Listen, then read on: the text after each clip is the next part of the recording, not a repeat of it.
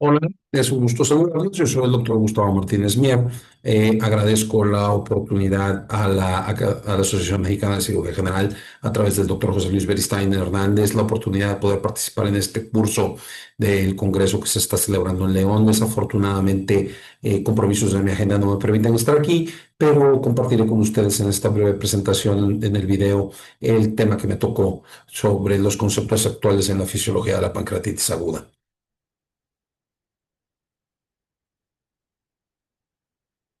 No tengo ningún conflicto de interés que declarar para esta plática. Y bueno, tendremos que entender de que dentro de la fisiopatología de la pancreatitis aguda, tenemos que entender lo que es la fase temprana. Y la fase temprana es básicamente la lesión de las células acinares. Eso es lo que inicia la pancreatitis aguda. El alcohol y otros insultos interrumpen la función celular. Eso lleva a la liberación de enzimas y a la fusión de lisosomas. Ahora, la liberación de catepsina B y de tripsina conduce a necrosis e inflamación. Y esto genera estrés en el retículo endoplásmico y la acumulación de ROS o Reactive Oxygen Species o especies reactivas de oxígeno. Y estas ROS, ¿verdad?, contribuyen a la muerte celular. Ahora, que para poder entender esto sobre la pancreatitis aguda, me detengo a decirles qué son los ROS o las especies reactivas de oxígeno o Reactive Oxygen Species, como lo quieran ver. Los ROS son oxidantes generados por el oxígeno molecular. Incluyen especies reactivas de nitrógeno, de azufre y de carbono, entre otros. Estas son un subproducto del metabolismo celular normal y durante la inflamación en condiciones fisiológicas se regula la señalización celular, pero sin embargo en concentraciones altas como procesos inflamatorios de la pancreatitis son dañinas y producen estrés oxidativo. Y los principales esterols son el anión superóxido, el peróxido de nitrógeno y el radical hidroxilo. Ahora, ¿qué es el estrés oxidativo? Pues es un desequilibrio entre el sistema antioxidante y la generación de los ROS o Reactive Oxygen Species. Activan vías de señalización y que contribuyen al daño e inflamación del páncreas y la inflamación sistémica. Este estrés oxidativo, esta producción de ROS lleva a una disfunción mitocondrial, a estrés del retículo endoplásmico y al influjo de iones de calcio. Y eso es lo que hace que el calcio caiga en la pancreatitis. Hay marcadores de estrés oxidativo como es el MDA, el superóxido de dismutasa y la capacidad antioxidante total. Ahora, ¿qué función tienen los ROS en la inflamación? Pues las células inmunitarias activan la inflamación mediante citoquinas y a través del ROS. Los ROS dañan el ADN, dañan las proteínas, dañan los lípidos y afectan la expresión de estos genes. Y los ROS pueden tener influencia en la actividad de la santina de oxidasa. Aquí tenemos una gráfica donde podemos ver cómo en una pancreatitis por alcohol, piedras, hiperlipidemia, drogas o cualquiera de estos insultos, todas estas células llevan a producir, todas llevan a producir ROS, que nos damos cuenta que hay activación de las células acinares, hay producción de ROS en los neutrófilos, en los macrófagos, hay estrés en el retículo endoplásmico, hay disfunción mitocondrial, hay influjo de calcio y todo eso es lo que genera la pancreatitis. Entonces, este concepto del ROS es bien importante que lo tengamos porque por ahí podemos pensar en qué podemos hacer para disminuir estos ROS o reacciones de antígeno. Ahora, esta gráfica, como vemos, es un poco más amplia, donde podemos ver donde efectivamente hay estrés en el retículo endoplásmico, ¿verdad? Lo podemos ver. Hay disfunción mitocondrial y en la acumulación de ROS o especies reactivas de oxígeno llevan a la apoptosis y a la muerte celular. Hay liberación, como dijimos ahí, de catepsina y de tripsina, y esto genera complejos que a la vez hacen que la membrana se rompa. Todo esto es lo que sucede dentro de la célula para que se genere la pancreatitis con la necrosis y la apoptosis que lleva al daño celular. Ahora, eso es con respecto a la inflamación, pero también tenemos alteraciones del metabolismo, básicamente del metabolismo de las grasas. Y la activación anormal de la lipasa es un factor clave. En el caso de las pancreatitis por hipertrigliceridemia, estas conducen a lipotoxicidad a través de ácidos grasos libres.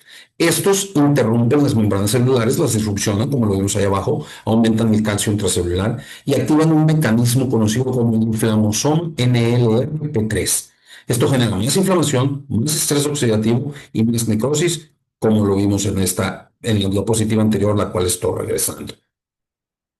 Ahora, aquí tenemos, nos damos cuenta en esta diapositiva como el inflamosoma 3, NLRP3, que se activa a través de alteraciones en el DNA y a través de la mitocondria pueden generar alteraciones en las citoquinas, en la caspasa, en las interleuquinas, lleva a liberación de citoquinas hacia la célula externa y también los ROS o las especies reactivas de oxígeno lo pueden alterar. Todo esto lleva a la inflamación, a la necrosis y eventualmente a la apoptosis.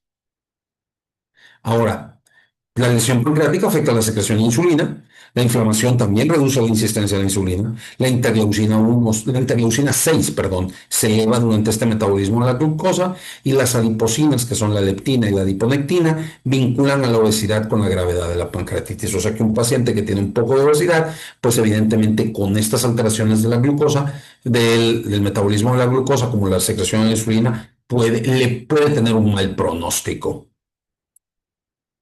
Y en el aminoácido, los aminoácidos, pues el estrés del retículo endoplásmico inhibe la síntesis de proteínas en las células acinares.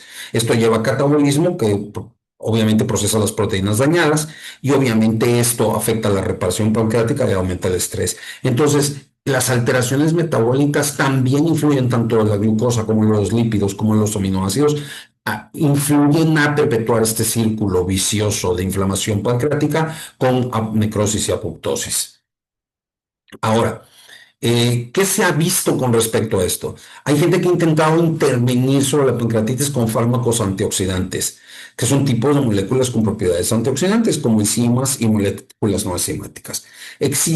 ¿Cuáles son los objetivos que uno tiene que intentar o los que tiene que ir al inflamosoma NLRP3, que es la enzima que lo vimos, que regula la inmunidad, a la xantina deoxidasa, que es una enzima que se libera con el daño pancreático, y esta es la que aumenta el daño pulmonar relacionado a la inflamación del oxígeno, o sea, a las ROS o Reactive Oxygen Species, y también enzimas que tienen que ver con la síntesis de óxido nítrico, como la INOS, que es la sintetasa de óxido nítrico, que promueve, como dice ahí, la inhibición de la producción del mismo. Y hay algunas otras como la melatonina que pueden bloquear la muerte celular en tejidos pancreáticos. Entonces, por ahí hay posibles objetivos terapéuticos que eventualmente vamos a platicar más adelante.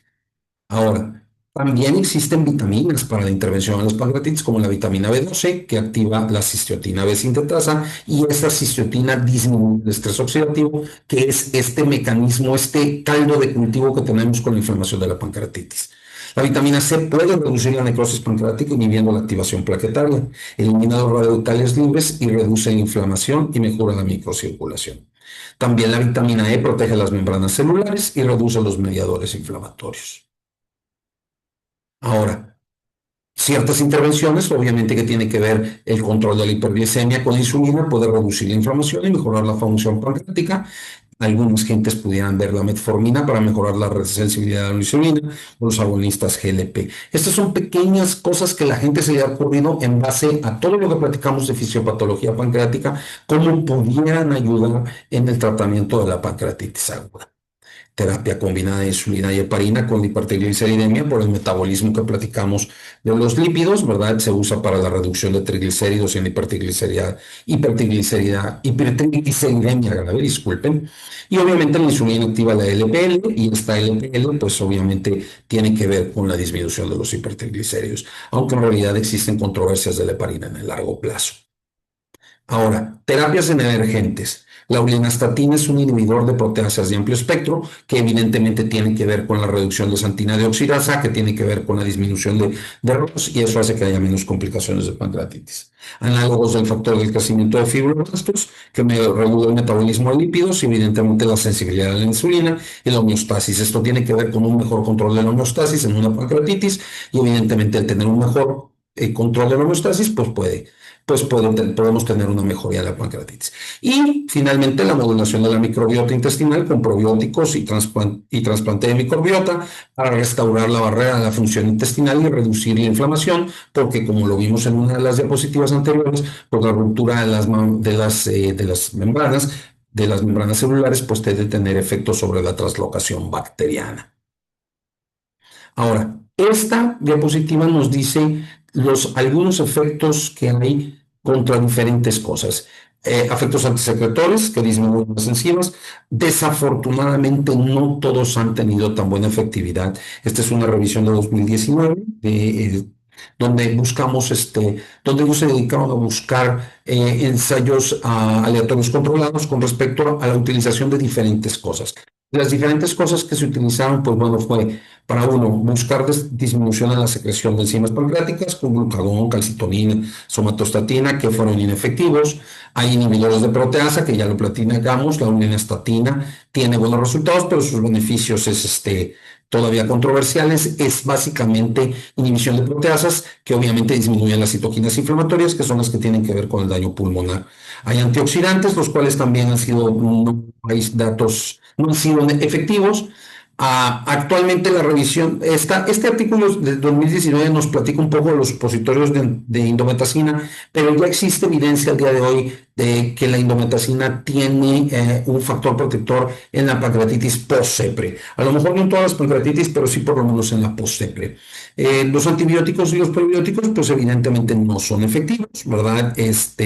Pues obviamente ya lo hemos platicado mucho y yo creo que en el transcurso del curso habrán visto que los antibióticos en pancreatitis aguda solamente cuando tengamos necrosis pancreática infectada. Y existen algunos otros moduladores que podemos ver, moduladores de las plaquetas, moduladores de la proteína C, que no tienen datos efectivos. Entonces, nosotros, ¿a dónde nos detenemos? Es importante conocer esta fisiopatología de la pancreatitis para poder entender hacia dónde podemos incidir como agentes terapéuticos. Desafortunadamente, no hemos tenido suficientes resultados en estudios aleatorios controlados que nos puedan ayudar.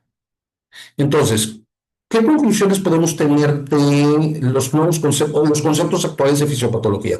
Pues que el daño celular acinal produce inflamación en necrosis, que hay un ambiente de estrés oxidativo que lo generan los radicales libres o los ROS, Reactive Oxygen Species, los cuales causan el daño celular y generan perpetúan un estrés oxidativo, los cuales pues obviamente pueden tener más daños. Hay cambios metabólicos tanto en el metabolismo de lípidos, glucosa y aminoácidos y esto empeora el daño pancreático.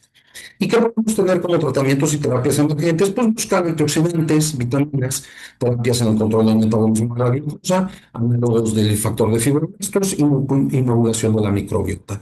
Estos son tratamientos y terapias que todavía no tienen efectividad probada en estudios aleatorios controlados, pero es a donde entonces fisiopatológicamente nosotros, una vez que conozcamos a dónde está el daño pancreático en las células acinares, pudiéramos influir. Muchísimas gracias por la oportunidad, es un gusto saludarlos y esperemos que no tengamos ninguna duda. Muchísimas gracias, que estén muy bien.